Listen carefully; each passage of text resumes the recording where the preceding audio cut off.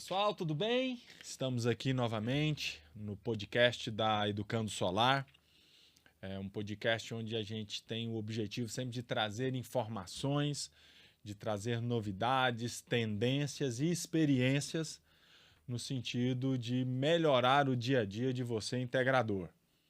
Então, o nosso objetivo é realmente levar a educação para o mercado de energia solar, que é um mercado novo, que está crescendo, e a gente identifica que a informação, o conhecimento nunca é demais e sempre funcionam como uma base para que tenhamos um mercado mais consolidado, tenhamos um crescimento mais forte e mais perene. E hoje, recebemos um convidado muito especial, que é um parceiro aqui da Educando Solar, é o Paulo César Vieira. Atualmente ele é sócio da Solnetize, realiza a gestão de 7 megas de usina solo. Ele é graduado em engenharia civil, técnico em eletrotécnica, atua no mercado de energia fotovoltaica desde 2020, executando projetos residenciais, comerciais, no agronegócio e também usinas de investimento. Mais de 200 obras residenciais executadas, o que equivale a cerca de 2 mega, só na área residencial, e 6 megas executados em usina solo.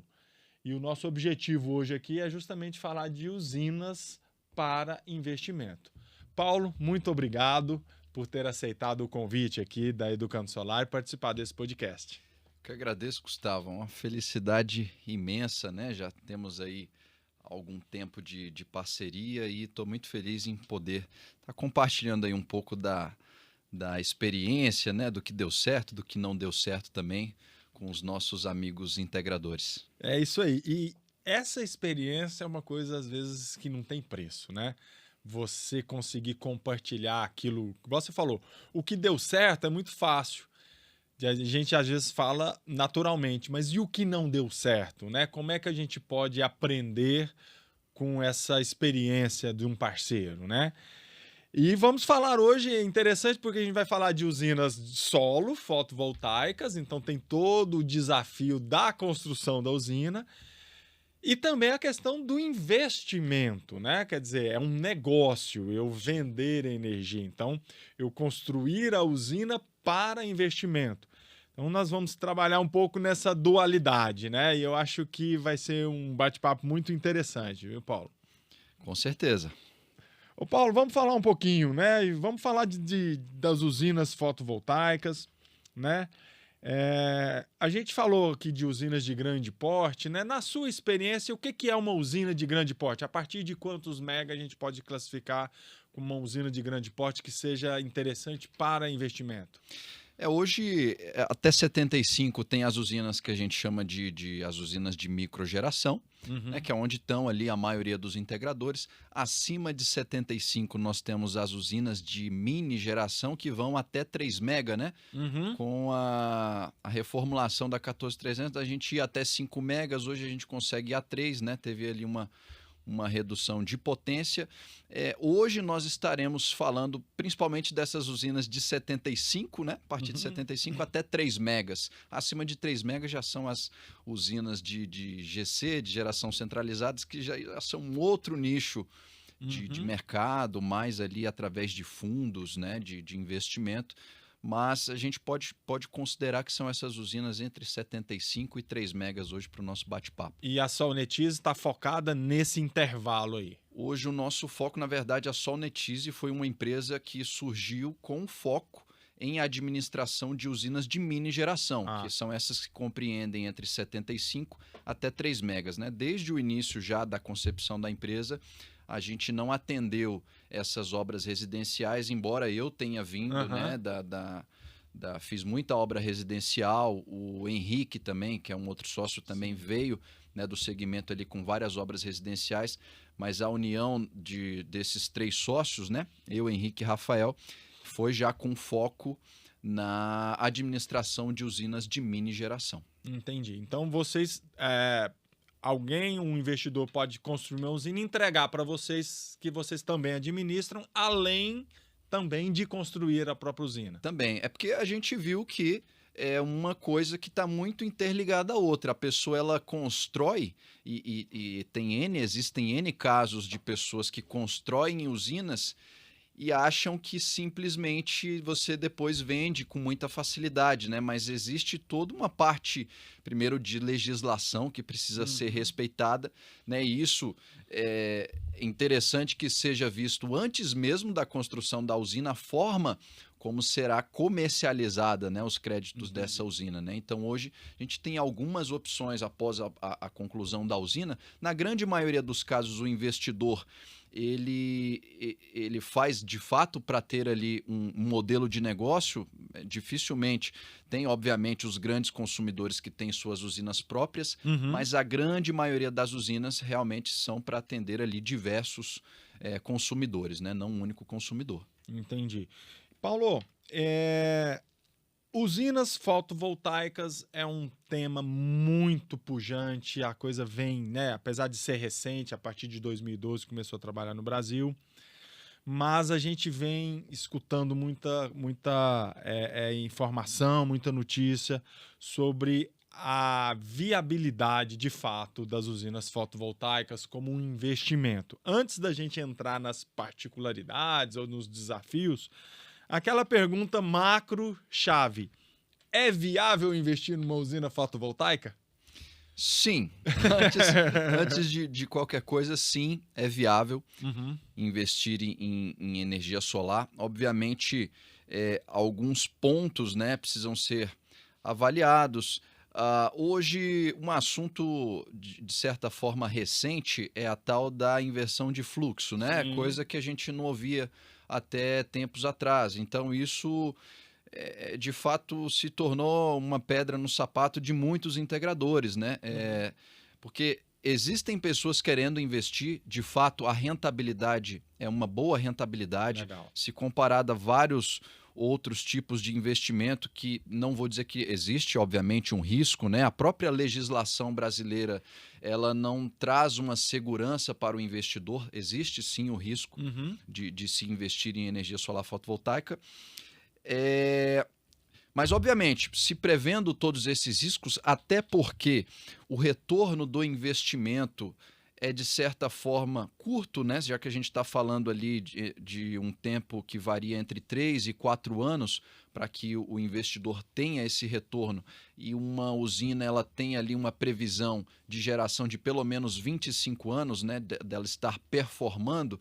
Ou seja, do ponto de vista de investimento, eu acho que 3 anos é um tempo ok para se ter o retorno de investimento.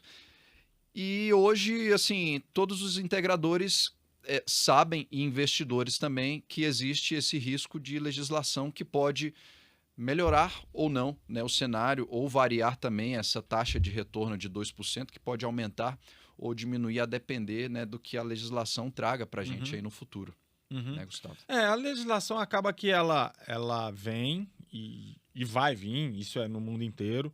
Em alguns aspectos ela facilita, em outros aspectos ela dificulta, mas normalmente ela vem para criar novas regras doravante a sua publicação, né? Normalmente o que já está em uso fica na legislação antiga, né? E a atualização passa a valer para as novas. Na maioria dos casos, que o Brasil também é uma caixinha de surpresas, né? Mas legal. Ô Paulo, vamos falar um pouquinho então dos desafios para a construção de uma usina, né? O que você listaria que seriam os pontos? Vamos pensar então, não ainda no negócio, mas na obra da usina. O que serão talvez os 3 pontos mais complicados, ou os pontos principais de atenção para a construção dessa usina aí de mini geração? Hoje, assim, nós poderíamos dividir isso em 3 etapas, né? Eu divido em 3 etapas. A primeira etapa, que é a etapa de aprovação de projeto. A gente pode considerar que é o primeiro desafio dos integradores, já que muitos integradores estão tendo problemas de aprovação de projeto junto à concessionária. Né? Aqui na Equatorial, N problemas. Na Neoenergia, que é onde a gente atua lá no Distrito Federal, não está sendo muito diferente. Ou seja, boa parte dos projetos não estão tendo ou viabilidade de conexão, de custo de conexão, ou viabilidade de ponto de conexão da rede mesmo, que é a tal da inversão de fluxo.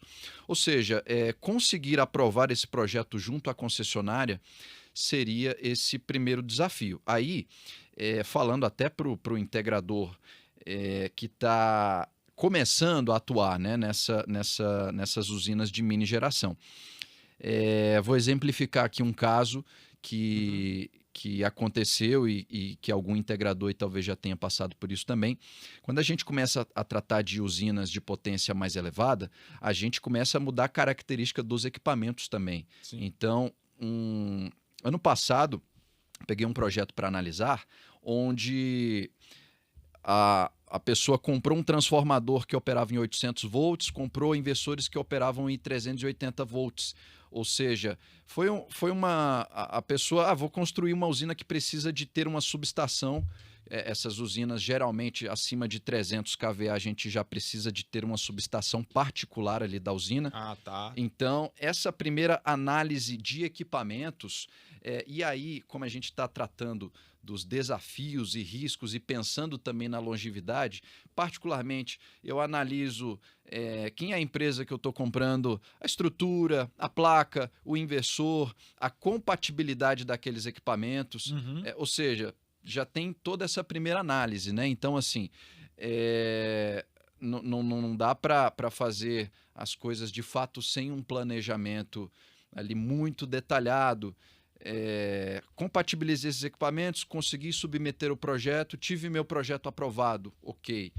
Vencemos essa primeira etapa, né? E lembrando que nessa primeira etapa o custo dele foi mais só de confecção do projeto, de algumas coisas. Ele não investiu nada ainda em equipamento, nada, né? Exato. O que o que é um outro ponto de atenção pelo seguinte, algumas pessoas, ainda mais agora, tendo essa inversão de fluxo, submetem um projeto, compram um equipamento.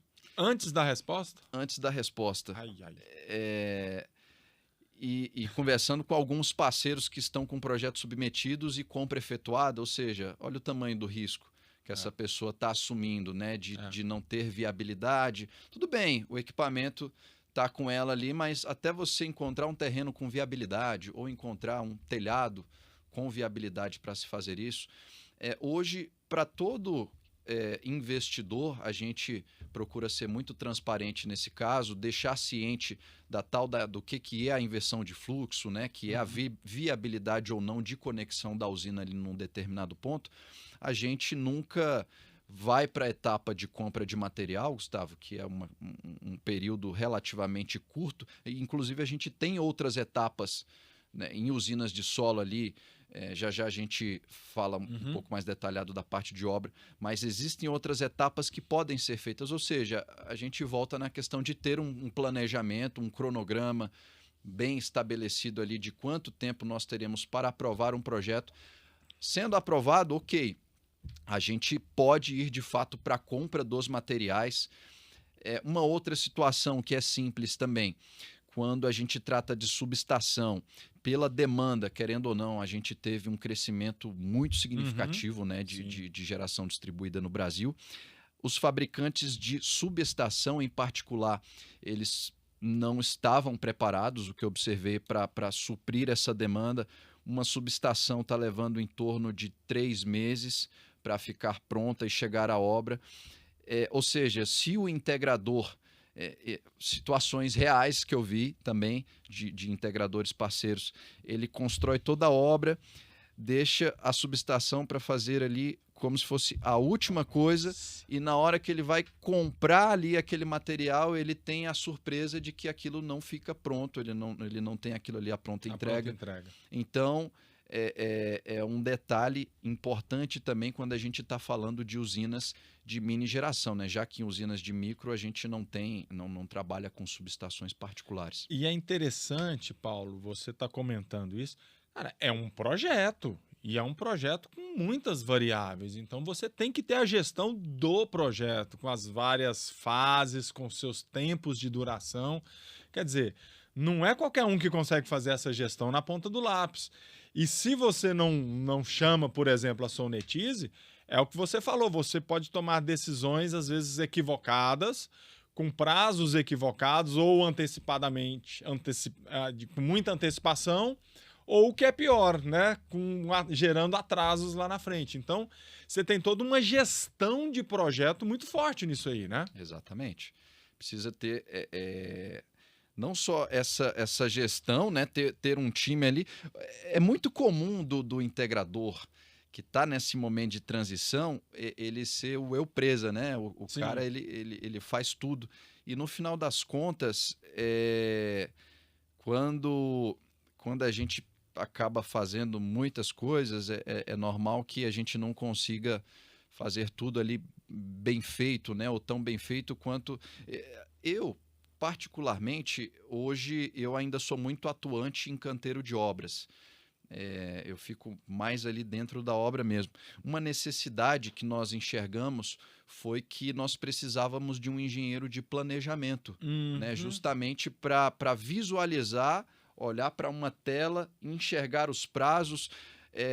As últimas obras que nós começamos foi num período chuvoso, por exemplo. Então, o nosso cronograma, a todo tempo, ele precisava ser revisado e reprogramado por conta de adversidades que a gente não tinha como controlar, né? Fatores climáticos e tudo. Ou seja, a gente tinha ali um controle de planejamento de obras, mas de imediato, até mesmo para o porte das obras, né, que estávamos fazendo, e em especial teve um cliente da construção civil que nós atendemos, que ele já estava acostumado a trabalhar com cronogramas de obra ali em MS Project e tudo. Certo. E a gente não usava ainda, né, um cronograma assim tão detalhado. A gente tinha ali uma planilha em Excel onde nós sabíamos quanto tempo levava mais ou menos para fazer cada etapa, e a reprogramação não ficava ali de forma tão fiel quanto nós conseguimos implantar recentemente agora. No início a gente entendeu que era um custo, mas hoje a gente viu o tanto que isso agregou não só na entrega do serviço, mas a forma como o cliente conseguiu acompanhar a evolução dessa obra, porque é uma obra de certa forma rápida, né? Uma usina de 3 megas, Gustavo. A gente está falando aí de 6 meses de obra, por exemplo. É, né? isso que eu ia te perguntar. O prazo, desde a aprovação até a entrega, é mais ou menos 6 meses, aproximadamente. A partir do momento que aprova, 6 meses ali, dentro de um cronograma ali muito bem encaixado, a gente consegue concluir uma obra dessa em 6 meses. Né? Aí o que aconteceu nesse caso em específico, que a gente começou num período chuvoso? A gente conseguiu identificar previamente que precisaríamos aumentar o efetivo de pessoas, trabalhar alguns domingos, não só sábado, que já estava previsto dentro do nosso cronograma, para que a gente conseguisse entregar a obra dentro do prazo. Estamos prestes, né, a essas usinas que você mencionou no começo, esses 7 megas de obra, são usinas que nós estamos prestes a entregar agora estamos na reta final. Daqui 1 mês a gente conclui essas 2 obras, e não fosse essa questão do planejamento e de entender a reprogramação das atividades, essa surpresa nós estaríamos tendo agora no início, que geraria todo um desgaste com o cliente, de prazos que não seriam cumpridos, de previsão de receita ali que o investidor está aguardando receber. Que ele já investiu, né? Ele já investiu e está esperando ali que o prazo contratual seja cumprido, né? Obviamente.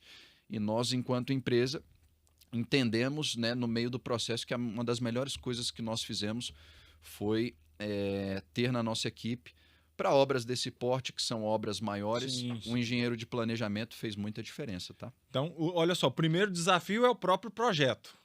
Né, fazer a gestão do projeto.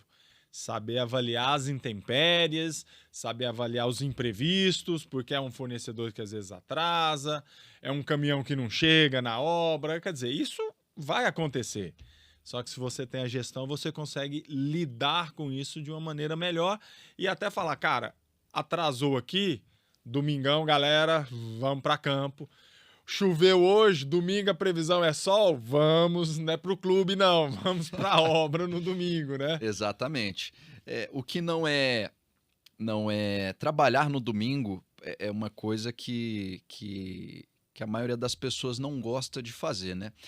E assim, um conselho muito legal que faz parte ali para a resolução desses desafios. No nosso caso, por exemplo, nós temos um time que ele está muito engajado porque as pessoas entenderam ali qual que é o propósito assim, no decorrer, né, dos últimos anos, eu acabei passei raiva, tiveram obras que não deram certo ali de primeira, empreiteiro que marca de chegar na obra não vai, então o integrador vive isso diariamente, sabe? Então, assim, eu acho que no final das contas, quando a gente encontra pessoas que têm ali o mesmo perfil, né, que estão ali realmente interessadas em entregar, né, a mais do que é prometido, eu acho que isso faz toda a diferença, né? Não só, eu tenho que, meu trabalho é de 8 às 17 ou de 8 às 18, passou disso aqui, eu cumpri minha obrigação e está tudo certo. O empreendedor, ele não, de forma alguma, ele pode pensar dessa forma. Eu sempre tive a preocupação de fazer com que a equipe também não pensasse dessa forma. E no decorrer dos últimos anos, as pessoas que eu vi que realmente entregavam a mais do que elas estavam prometendo foram as pessoas que nesses momentos críticos, né, fizeram com que a gente conseguisse contornar essas situações difíceis, sabe? Você está falando uma coisa importante. A gente teve um convidado aqui também no podcast e o tema foi construindo equipes de alto desempenho no mercado de energia solar.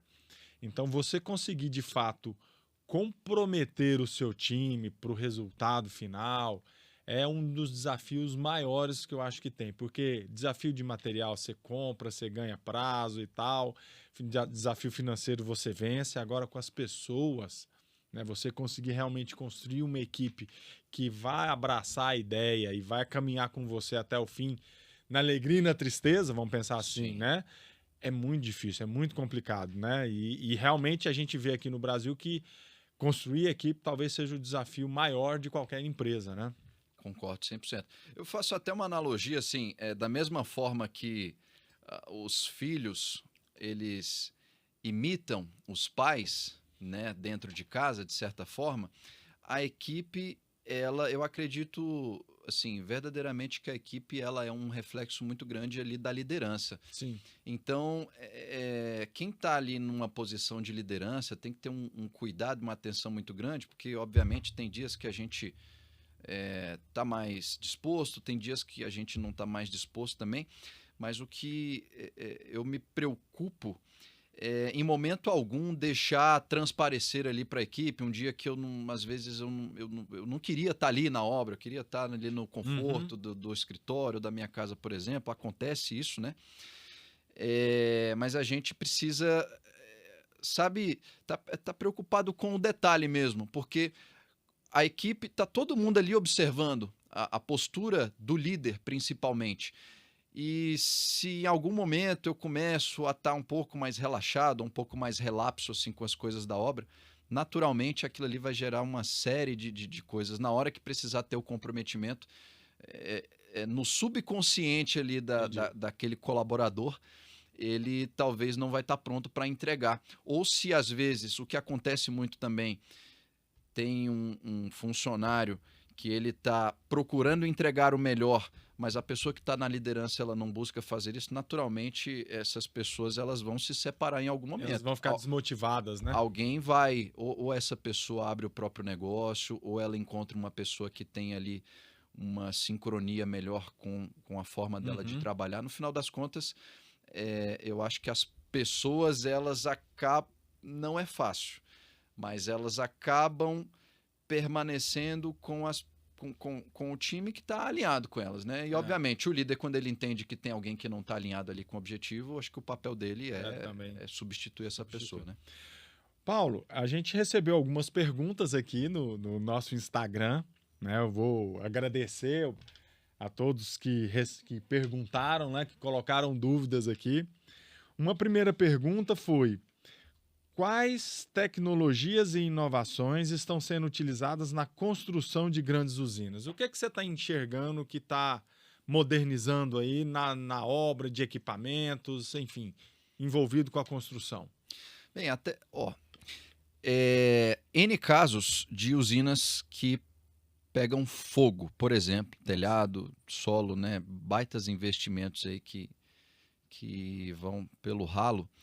E, obviamente, né, as autoridades, o setor elétrico, né, ficam pensando em formas não só de deixar o sistema fotovoltaico mais seguro para os usuários de energia, enfim, para quem está instalando ali na sua casa. Mais recentemente, nós tivemos 2 dispositivos, né, pelo normativo aí do Corpo de Bombeiros, o AFCI, né, que é um dispositivo de controle de arco elétrico ali dentro do inversor. Uhum. Então, isso, primeiro, aconteceu a legislação e agora os fabricantes estão se adequando, né, para correr atrás aí dessa atualização e dessa melhoria tecnológica que teve. E o Rapid Shutdown, né, que é o RSD, a abreviação aí do Rapid Shutdown, inglês, né? Que é o desligamento rápido também, pensando justamente, são dispositivos de segurança, né, que foram incorporados recentemente, que de fato trazem mais segurança. Para o integrador não muda muita coisa, né? Ou seja, estamos passando ainda por um período de adaptação, né? Os fabricantes estão começando, primeiro vem a legislação, aí depois os fabricantes vêm se adaptando. Ou seja, tem isso, tem também a rede grid zero em alguns lugares que permite, lugares que não permitem a injeção de energia. Centro de Brasília é um caso muito característico lá, como a rede ela tem redundância. Boa parte daqueles prédios comerciais eles não permitem que energia seja injetada. Então, assim, existe uma parte ali eletrônica que fica fazendo o controle de geração da energia solar fotovoltaica de modo que a energia produzida ela fique somente dentro ali daquela edificação e que em momento algum ela seja injetada na rede. Então, assim, são recursos, né, que vão possibilitando que alguns lugares que não poderiam, enfim, possam ter a instalação de sistema fotovoltaico. Legal. Teve uma outra pergunta aqui interessante, que é como a escolha da localização impacta o desenvolvimento e a operação dessa usina, né? Como que a localização impacta no projeto? Ou quais são, ampliando um pouco a pergunta, quais são as variáveis envolvidas na escolha da localização do terreno para uma usina de investimento? O custo do terreno é um valor assim bem considerável no custo ali de uma usina solar fotovoltaica. Boa parte das usinas elas são construídas em regiões periféricas, né? Dificilmente você vai ver grandes usinas ali num centro de cidade mesmo, que às vezes teria um valor de metro quadrado mais caro, às vezes teria mais viabilidade para um empreendimento imobiliário do que para uma usina solar fotovoltaica. Uhum. Esse é o primeiro ponto. Geralmente essas grandes usinas estão ali em regiões mais periféricas. Aí a gente entra num segundo ponto, que é a viabilidade de conexão. Houve viabilidade de conexão, por exemplo, pode ser com que o cliente, né, que o investidor, ele tenha uma participação financeira ou não para a construção dessa rede, se nessa região, por exemplo, não tiver uma rede trifásica ali passando, né, para essa usina ser conectada. Em alguns casos, Gustavo, esse custo de conexão ele fica muito elevado, ou seja, aí acaba fazendo com que o empreendimento não tenha viabilidade.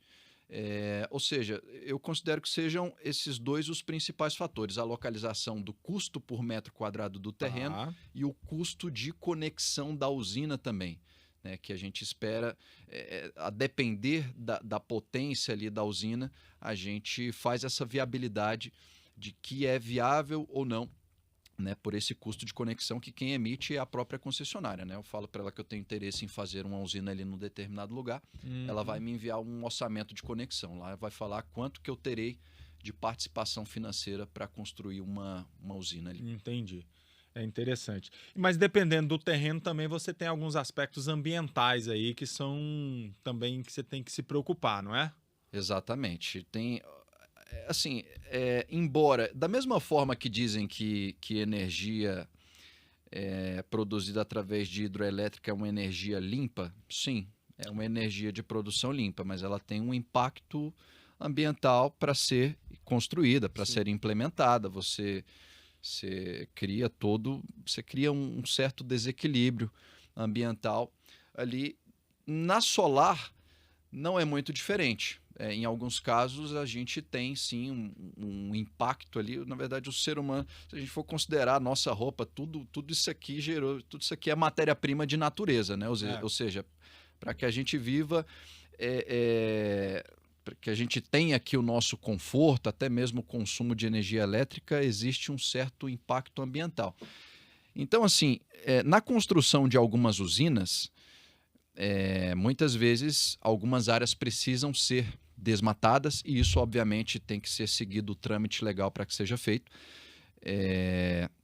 Sempre que é o caso, né, que não é ali uma área de pasto, onde já está tudo suprimido, precisa ser comunicado o órgão competente, né, de cada região, fazer o levantamento, né, do que será suprimido ali, formalizar isso junto ao órgão ambiental e eles vão conceder essa autorização desde que aquilo ali seja reflorestado num outro local, ou seja, existe uma contrapartida ali da pessoa que está fazendo a supressão daquela área, desmatando eventualmente árvores nativas ali da região, né? Mas precisa ser feita essa comunicação ali, ter esse pedido de autorização. Em Brasília é o IBRAM, que é o órgão lá que cuida dessa parte da autorização da supressão, né? Se a área já está degradada, desmatada e tudo mais, assim, você de todo jeito tem que submeter, mas aí já não tem muita contrapartida, né? Porque ele já está uma área limpa e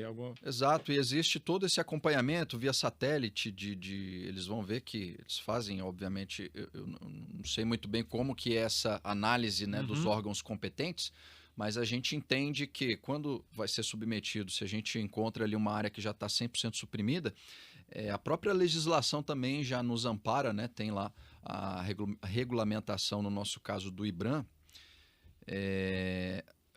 fazendo com que nós tenhamos essa isenção dessa parte de licenciamento ambiental, né? Entendi.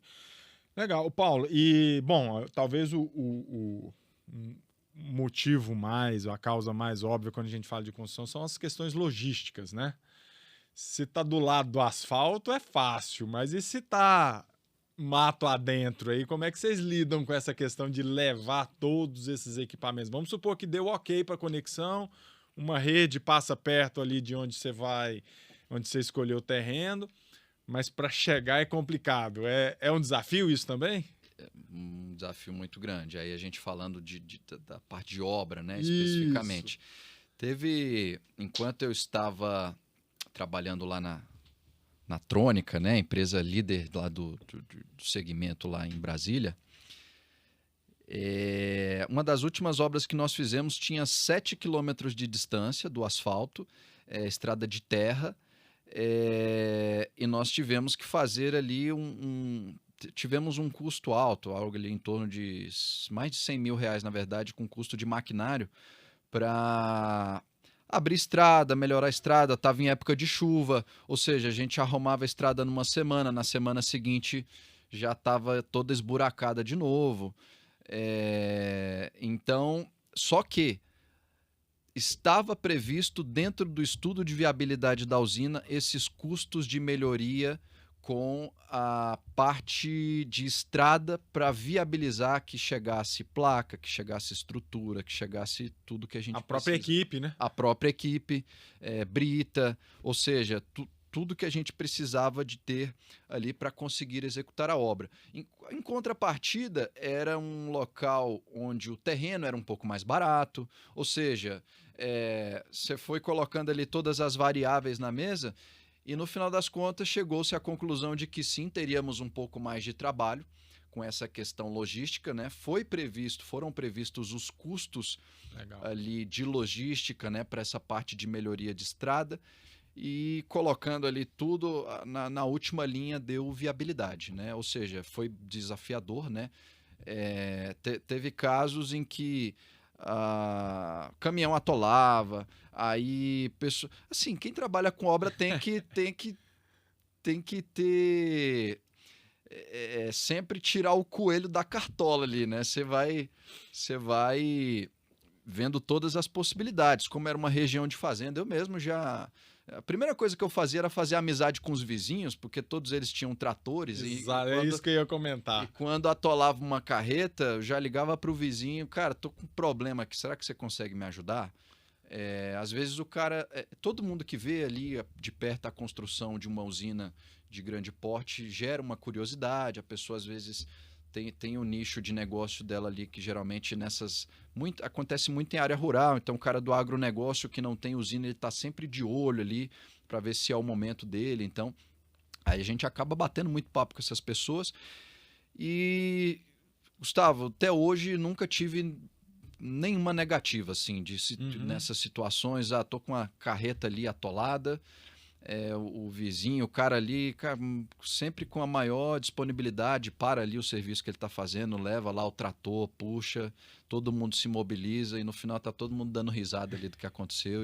Problemas acontecem, mas a gente resolve, né? Exatamente. Eu já vi histórias de transbordo, a carreta não subia, tinha um trecho, tinha que passar da carreta para um caminhão menor que dava conta de subir. Então, quer dizer...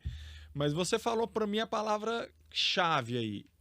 Tudo estava planejado, né? Na viabilidade, isso tudo já estava previsto.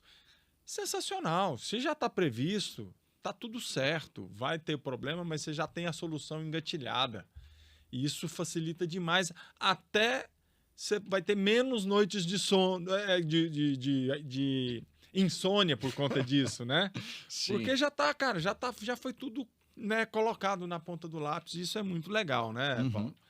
E esse caso aí foi o caso mais crítico. Foi o caso mais crítico. Essas duas obras que a gente está fazendo agora, de 3 megas cada, elas são na beira do asfalto. Então eu chego com um sorriso na cara sempre, né? Porque é aquela história, né? Muitas vezes para a gente poder valorizar ou dar valor em algo, é bom que a gente passe por algumas situações difíceis ali para saber que, poxa, isso aqui tá fácil, né? Já tive. E, obviamente, essas situações mais críticas, elas vão, na verdade, ampliando assim, o nosso leque de visão mesmo, de como saber solucionar esses problemas. Você falou, estava previsto. Estava previsto, mas as situações em si que vão acontecendo ali, muitas vezes são novidade. E aí, realmente, é um momento que você tem que parar, conversar com todo mundo, né? E buscar uma solução. No final, tem que resolver. Ô Paulo, vamos agora pensar no negócio. A gente pensou na construção, né? Usina pronta, né? Usina pronta, maravilha, sol escaldante no céu. Eu preciso vender essa energia. Então, o negócio mesmo, usina solar.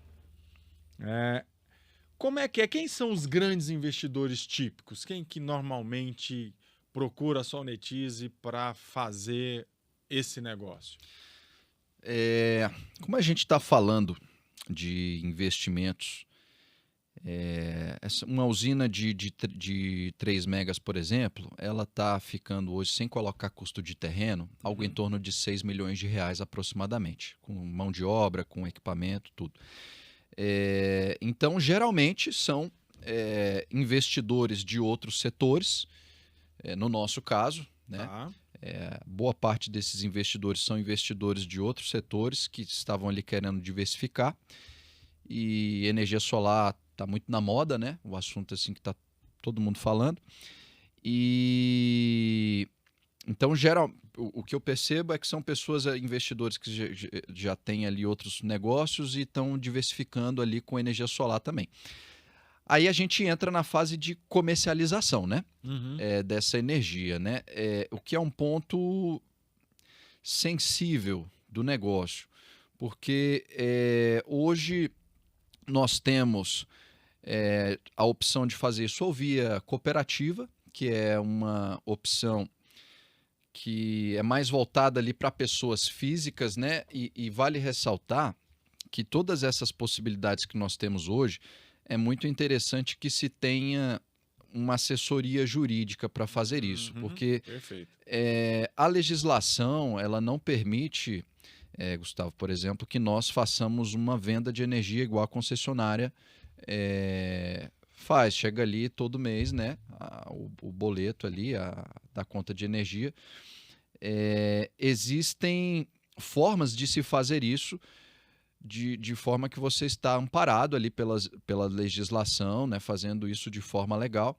Então, geralmente, se você faz isso com a finalidade de ter pessoas físicas, hoje a modalidade que as pessoas mais buscam são via cooperativa. Depois da 14300 teve uma nova modalidade interessante também, que é para condomínio, né? Onde você pode instalar, por exemplo, num telhado de condomínio e fazer a repartição dos créditos para os moradores ali do prédio, por exemplo.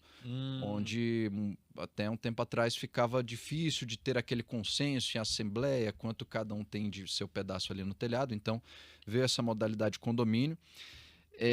A modalidade consórcio, que é o que a gente está operando agora, que é quando você pretende fazer essa destinação, né, desses créditos para pessoas jurídicas, né? A gente entende que para o nosso modelo de negócio foi o mais interessante. Nós buscamos uma assessoria jurídica, né, para entender ali qual que seria o modelo mais interessante.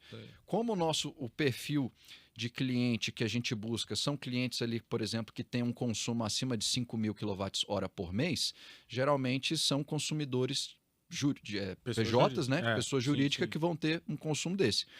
E a característica de consórcio é a que mais se aproxima ali do perfil de cliente que nós estamos buscando. E a quarta opção seria no método de associação, onde você pode fazer onde você pode ter tanto pessoas físicas quanto pessoas jurídicas também. Não foi o caso que nós optamos, porque do ponto de vista de gestão, e obviamente depois que você tem todo o respaldo jurídico para fazer a destinação ali dos créditos de energia, existe a parte de operação. Né? E a gente entende que é mais interessante que nós façamos uma operação com a quantidade menor de pessoas, ou seja, a gente busca ali clientes que têm um consumo de energia maior.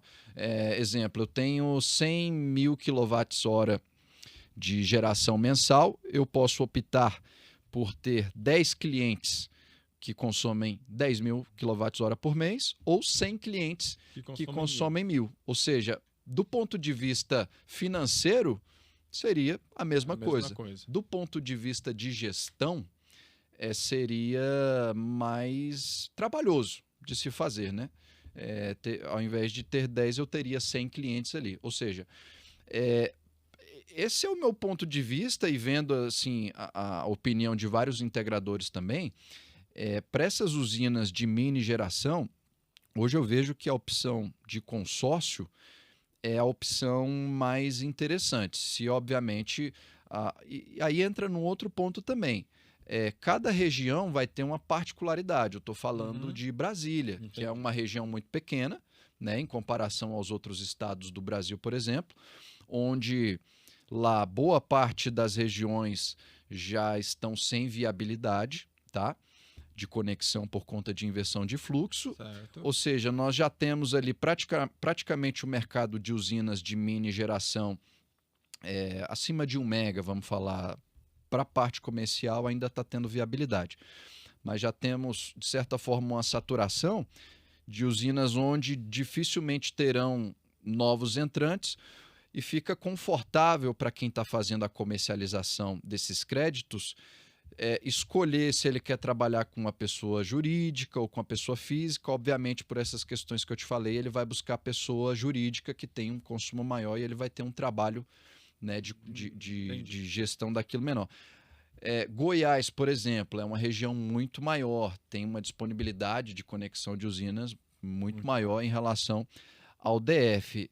automaticamente a concorrência é maior. O que o investidor precisa fazer? Talvez o método de consórcio não seja o mais interessante. Talvez ele não tenha que estar escolhendo simplesmente aquele cliente agora que tem um consumo de 5.000 kWh. Ele já vai ter que buscar o cliente pessoa física ali que consome 1.000, por exemplo, 2.000. Ou seja, é um desafio a mais. Talvez o percentual de desconto oferecido ali na conta de energia ele tenha que modificar isso também. Ou seja, em resumo, essa parte da comercialização, que de fato é o que trará a rentabilidade ali para o investidor, ela precisa ser analisada de acordo com o cenário ali da região de disponibilidade de consumidores, né, que terão ali acesso àqueles créditos de geração, e a concorrência também. Né? Ou seja, a minha rentabilidade em Brasília é uma, a minha rentabilidade aqui em Goiás é outra. Certo. Né? Mas, por exemplo, Paulo, você falou muito aí dessas questões de cooperativa e consórcio, seria para o consumidor final. Não, seria para o investidor. Para o investidor. Então, por exemplo, num consórcio você estabelece cotas. Exatamente. E aí, cara, a usina vai custar lá os 6 milhões, eu vou ter 4 cotas de 1,5 milhão. Ou eu vou ter cotas de 600 mil e o cara pode comprar 1, 2 ou 3, seria mais ou menos isso. Exatamente. Tá, aí eles entram aportando o dinheiro num contrato. Essa é uma das formas. Ou vamos fazer um paralelo aqui como se fosse um contrato de aluguel, por exemplo. Certo. Onde você tem uma casa e aí eu vou me tornar um inquilino lá da sua casa. Eu não preciso. Eu tenho a opção, sim, de comprar uma cota, aí eu me torno um sócio investidor da usina, ou eu serei uma espécie de locatário da sua usina. Né? Eu vou locar ali por um prazo específico de 2 anos, por exemplo. Vou fazer ali um contrato de 2 anos, então a gente tem ali um acordo onde eu vou estar alugando os equipamentos ali da sua usina. E após 2 anos eu posso ou renovar ou ir para um outro concorrente. Mudar de casa, por exemplo. Entendi. Né? Não quero mais morar na sua casa, agora eu vou morar ali em outra casa. Ou seja, posso sim me tornar um sócio investidor, mas posso ser um locatário também. Um locatário investidor seria... o nome não é bem esse, eu considero, né? o investidor a pessoa que realmente entra com Entrou aporte. Com dinheiro. A pessoa que está recebendo o desconto de energia, ela está sendo beneficiada, sim, mas ela, embora eu tenha um imóvel que eu more de aluguel, por exemplo, eu desfruto ali dos benefícios do imóvel, mas eu não sou proprietário de fato. Né? Verdade. Legal. E Paulo, você comentou rapidamente lá no começo sobre o retorno, né? Então, você acredita então que uma usina, né, de 3 mega, por exemplo, em torno de 6 milhões, fora o terreno, né? Aí o terreno varia muito, depende da localização e tal. Mas aí você acredita muito que é em torno de 3 anos e meio esse retorno. Quer dizer, o grupo aportou 6 milhões, depois de 3 anos e meio ele já teve esse dinheiro de volta e a partir daí é só benefício, é isso mesmo? Exatamente. Assim, se a gente for comparar... É claro que a gente está falando de uma maneira macro, ampla, né? Sem o detalhe, mas de forma geral, né? Sim. A gente tem ali em torno de 2% de rentabilidade mensal, que é uma rentabilidade muito boa, né? Se a gente for considerar ali os cenários de investimento. Eu tenho amigos que são, por exemplo, do setor de construção civil. A usina vai durar 25 anos. Ok, um prédio vai durar 100, mas tudo bem. Em 25 anos, uma usina solar vai me gerar uma rentabilidade maior do que um imóvel, por exemplo. Tudo bem que a vida útil dela é menor. Pensando que a nossa vida ela tem um início, meio e um fim, eu considero que não só é viável, mas como é uma das melhores opções ainda de investimentos para serem feitas, são sem dúvida sim as usinas ainda, Gustavo. Obviamente, sendo muito transparente nesse sentido, existem os riscos. A legislação brasileira ela é um risco, sim. Todo investidor, ele de certa forma, assume um risco também. Mas como, de certa forma, 3 anos e meio, né, para se ter um retorno de um investimento, a gente pode considerar até que seja um curto prazo isso. Eu ainda considero, mesmo com essas mudanças de lei, né, que aconteceram e que irão acontecer ainda novas revisões, ainda assim a energia solar fotovoltaica ela continua sendo uma das melhores opções, né, de investimento ali para se fazer, tá? Entendi. E assim, isso era uma pergunta, você já antecipou a minha pergunta, né? Mesmo com essas mudanças, é um bom investimento, então, na sua opinião. E você acha que o fato que a gente se depara muito com a necessidade de investimento em infraestrutura, especialmente por parte das concessionárias, né? A atualização das subestações, principalmente isso, né? Você acha que isso pode ser um risco também? A lentidão das concessionárias em atualizar essa infraestrutura necessária? Aí a gente vai para um âmbito que é muito amplo, aí acaba indo para a esfera política, porque o índice de consumo de energia é um dos principais índices de desenvolvimento dos países, né? Para que nós tenhamos assim índices de crescimento, naturalmente o índice de consumo de energia precisa aumentar também. Isso é um indicativo forte de que nós estaremos crescendo. Uhum. Existe lobby forte, assim, infelizmente, vamos dizer assim, infelizmente por parte das concessionárias, porque hoje quando a gente tem uma negativa de uma inversão de fluxo, por exemplo, isso não chega de forma detalhada ali para nós, o porquê de não ser feito ali uma nova conexão.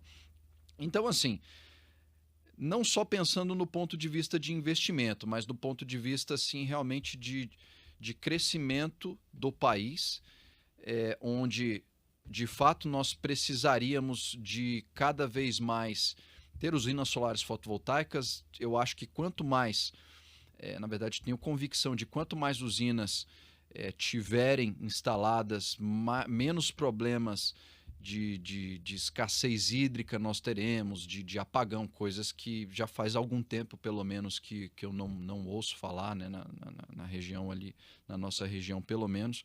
Ou seja, não é só concessionária, tem que ter uma ação conjunta política também, né? Entendendo que isso é muito determinante para que o país de fato cresça, né? Esse nosso índice de consumo de energia, de avanço energético, ele é determinante para o crescimento do país. Nós tivemos, né, no ano passado, recente em São Paulo, um apagão que algumas regiões do município de São Paulo, da capital, ficou uma semana. Algumas regiões ficaram uma semana sem energia elétrica, né? Quer dizer, tudo bem, tem vários fatores envolvidos, não é só, às vezes, uma questão de geração, mas uma questão de transmissão, cai o poste, cai árvores em cima, interrompe a conexão, não tem uma redundância bem feita, enfim. Mas se a gente tivesse muito mais usinas que sejam residenciais, pequenas, né, esparramadas pelo município, numa dessa você vira a chave e começa pelo menos a consumir a sua própria energia, acabou. Quer dizer, você minimiza e muito esse impacto do apagão, né? Exatamente. Geração, quando a gente está falando ali de uma geração residencial, por exemplo, assim, é imprescindível, por exemplo, que nos próximos anos já existem alguns incentivos, né, para casas populares ali, para que tenha ali suas usinas próprias, mas imagina se toda casa tivesse a sua própria usina ali, né? O quanto que a gente ficaria assim, muito menos dependente para um consumo próprio e ficaria ali mais para uma iluminação pública, coisa do tipo. Que particularmente é o que eu acredito que aconteça assim no futuro. Eu acho que não tem como fugir para isso. A gente está vendo aí a chegada muito forte dos carros elétricos, né? As baterias diminuindo de preço, né? As baterias baixando, ou seja, melhorando a eficiência, ou seja, particularmente eu vejo que não é algo que tenha mais volta, tá? É verdade. Ô Paulo, e então se a gente falou um pouco disso aí, quais são então, também de novo, aqui valorizando as perguntas que foram feitas no nosso Instagram, né, no usuário. Quais são os principais fatores a serem considerados, então, na viabilidade econômica de uma usina? Colocar aqui por ordem de importância, vamos colocar aqui o custo de conexão talvez seja ali o fator mais determinante, né? Eu posso desde ter um custo zero até ter um custo que tem o mesmo valor da usina. Teoricamente, inviabilizaria. Então ele é o primeiro um sim ou não. Ele é um sim ou não. Teve viabilidade ali de custo de conexão, tem até mesmo quando existe uma participação financeira, aí você vai, obviamente, colocar ali dentro, né, dos custos previstos do projeto e avaliar. Às vezes você pode até aumentar um pouco o seu payback, tudo aí vai muito da análise do investidor também, desde que não fuja muito ali, obviamente, dentro do que está sendo esperado. Então, o custo de conexão é um fator muito determinante. Se o cliente, o investidor, ele tem um terreno próprio, por exemplo, eu diria que é um outro fator muito importante, né? Como eu usei o exemplo mais cedo, se a gente estiver tratando aqui do centro de Goiânia ou do centro de Brasília, né, ou qualquer centro das metrópoles, obviamente o interesse em se construir um empreendimento imobiliário vai ser muito maior do que o interesse de se construir uma usina, né? Uhum. Não que seja impossível de ver, mas talvez uma pessoa que opte por construir uma usina solar fotovoltaica num terreno que tem uma grande especulação imobiliária, talvez ele não esteja tomando ali a melhor decisão do ponto de vista de investimento. Ou seja, digamos que o valor do metro quadrado do terreno que você vai construir aquele empreendimento é um valor determinante, né? Como eu comentei também, geralmente essas usinas de mini geração elas estão sendo construídas ali em áreas periféricas, né? Que tem um valor de metro quadrado um pouco mais barato. Diria que se a gente resolve essa questão do custo de conexão, tem um custo que ou ele é zerado ou ele está dentro ali, né? Um factível ali, né? Tem uma viabilidade. Eu tenho também um terreno ali que tem um custo ok. Tem aquelas questões de logísticas, né? Por mais que tenha dificuldade, eu consigo contornar isso também. Ou seja, se eu conseguir mapear todos esses pontos críticos, venci custo de conexão, consegui um terreno barato, tenho dificuldade de acesso, mas vou prever isso também. E aí, no final das contas, eu vejo que a conta ainda fecha. Depois disso, aí a gente não tem tanta variação, né? Os equipamentos... É o mais comum, né? Que aí é compra de equipamentos, idade e tal. Justamente. Então, colocaria nessa ordem, né? O custo de conexão, é o sim ou não, como você disse. Uhum. A viabilidade ali do terreno, né? Não basta só eu ter viabilidade, mas do ponto de vista de investimento, se eu tivesse um terreno aqui no centro de Goiânia, por exemplo, para fazer uma usina de 1 mega, eu não iria fazer uma usina de 1 mega, eu iria para um empreendimento imobiliário, obviamente. Sim. E por fim, fatores logísticos, né? Eu posso ter custo zero, eu posso ter um terreno barato, mas às vezes esse terreno que tem esses dois aspectos, ele está num lugar que é inviável de chegar. A topografia do terreno também conta, né? É um fator também que conta. E isso é um pouco mais fácil de contornar, né? A gente faz ali um estudo planealtimétrico, eu sei onde eu preciso ter corte, onde eu preciso ter aterro, no final para eu chegar ali no mais aproximado de um platô possível, né? Isso tratando de estruturas fixas, né? Que particularmente eu gosto de trabalhar com estruturas fixas. Tá. E você acredita, a gente já está avançando no tempo aqui, mas me veio aqui um insight aqui. Você acredita que as estruturas do tipo tracker, elas vêm para substituir um pouco essas estruturas fixas? Porque elas, tudo bem, elas são mais caras, mas elas de certa forma acompanham o sol ali e tem uma geração um pouco maior, né? Como é que você vê a inserção das estruturas do tipo tracker nas usinas de investimento? Particularmente, por que eu prefiro as estruturas fixas? Primeiro, pela questão de custo, são bem mais baratas em relação às estruturas do tipo tracker. Como eu falei, a maioria dessas usinas elas estão em regiões periféricas e dificilmente você tem ali uma pessoa de OEM, né, dedicada a estar ali naquela usina. Próximo ali de uma das BRs de chegada ali a Brasília, Tem uma usina lá do tipo tracker, que eu, quando passo lá, eu sempre observo. Algumas vezes eu vi, porque são os motores ali, são Sim. vários, inúmeros motores ali que estão movimentando aquela estrutura, né? Uhum. A possibilidade. Primeiro, eu nunca vou ter esse tipo de problema com estrutura fixa. Essa parte de viabilidade financeira, de certa forma, a estrutura fixa ela sai na frente porque ela é mais barata, né? Então, eu não vou ter um custo de operação e manutenção com estrutura. Posso ter com inversor, com qualquer outra coisa. Sim. Com estrutura, teoricamente, né, se for bem instalada, se for também uma estrutura que tem ali uma boa confiabilidade também, porque a gente tem da A a Z, né, em termos de qualidade. Para grandes empreendimentos, eu vejo que o tracker ele tem uma aceitação muito grande, né?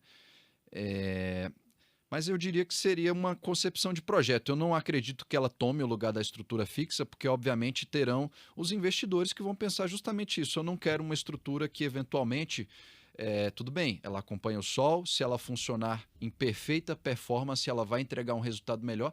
Mas e se ela der defeito ali de manhã, apontada para o leste, e no decorrer do dia, da meio-dia, onde na estrutura fixa eu estou ali no pico da minha geração, se eu estou com uma estrutura tracker ali que deu problema ali de noite ou de manhã, enfim, não importa o horário, aí a conta ela já muda completamente, né? Ou seja, tem as suas vantagens e tem as suas desvantagens também. Você comentou uma coisa importante, porque assim, fazer a gestão da usina não é só construir, é fazer a operação dela. Isso tem que estar previsto. Toda operação ela tem um custo. Mesmo a usina fixa, ela vai ter um custo de fazer a operação, né? O custo de operação da usina tracker, obviamente, ele é maior, justamente por conta das manutenções. E aí, na verdade, então, é esse equilíbrio entre o benefício de ter uma geração maior versus um custo que também vai ser maior. Exatamente. Né? E talvez uma complexidade, porque aí não é todo mundo que às vezes vem entender daquele motor, aquele motor deu um problema, né? Enfim. E aí pôr no papel. Então, na verdade, eu acho que você falou, você foi muito feliz. Vai ter espaço sempre para os dois. Vai, né? Com certeza. Ou a estrutura fixa ela é mais simples, rende um pouco menos, mas é mais simples. Atende Atende bem. Muito bem. Né? E a Tracker tem toda uma tecnologia envolvida e por isso mesmo uma manutenção muito mais rigorosa. Né? Então vai ter um custo de operação um pouco mais alto, uma geração também um pouco maior. Então é ponderar esses dois fatores, aquilo que for mais viável, né? Assim, eu sei que a gente está no final, mas eu acho que é interessante comentar isso também. Depois que a usina está pronta, é muito comum que a gente veja usinas um pouco meio que abandonadas, né? Inclusive usinas que trabalham com estrutura tipo tracker e tudo. Então é muito importante também que você cuide da sua usina ali depois que ela está em operação, né? Para que de fato lá na ponta aquele investidor que está esperando ali ter seus 2% de rentabilidade mensal, ele realmente aquela expectativa seja atendida, né? Porque não é só construir, não é só ter um bom projeto, fazer uma boa construção, entender qual que é a melhor configuração jurídica ali para se fazer a distribuição dos créditos. Entra essa parte, né, que a gente talvez não estava nem previsto falar, mas que é a operação e manutenção da usina. É tão importante quanto todas as outras etapas, né? Você saber cuidar depois que ela está ali em operação. E tem que prever a manutenção. Mesmo que seja uma usina fixa, tem que tirar o mato, tem que fazer a limpeza dos módulos, revisão das conexões, porque afinal de contas vai estar no tempo, Exato. É sol, é chuva, é frio, é calor. Isso tem que prever. Você falou muito bem. Muitas vezes o pessoal larga a usina. Não, 25 anos no tempo aqui, não tem problema não. Tem que ficar de olho, né? Exatamente. E tem que ser previsto isso no projeto, né? Tem que ser previsto. Tem que estar ali nos custos previstos, exatamente. Geralmente moram. É muito comum que more alguém ali que fica basicamente por conta de limpeza das placas, que é o mínimo ali que precisa ser feito. Então, tem que ser previsto esse custo, sim, né? Para que a usina, ela, de fato, opere ali sempre na sua melhor capacidade de operação. Legal. Nossa, Paulo, você vê, a gente vai falando, não vê o tempo passar, né? O tema é muito interessante, a gente poderia ficar aqui mais 1 hora tranquilamente falando. Gostaria de agradecer novamente aqui a sua presença. Foi um prazer recebê-lo aqui e um privilégio você poder compartilhar essa sua experiência nessas usinas de investimento aqui conosco da Educando Solar. Gustavo, obrigado pelo convite. Eu realmente fico feliz e honrado, tá? Eu sei o quanto vocês são importantes e entregam ali com muito amor o que vocês fazem ali, né? Vocês não só na parte educacional, também, né? Como atuantes também do setor fotovoltaico, né? Sei que vocês são pessoas sérias que eu tive a sorte de encontrar aí na minha trajetória profissional também. Então, hoje, para mim, é um motivo de alegria estar aqui com vocês, tá? Obrigado pelo convite. Pessoal, é isso. A gente encerra aqui mais um podcast da Educando Solar.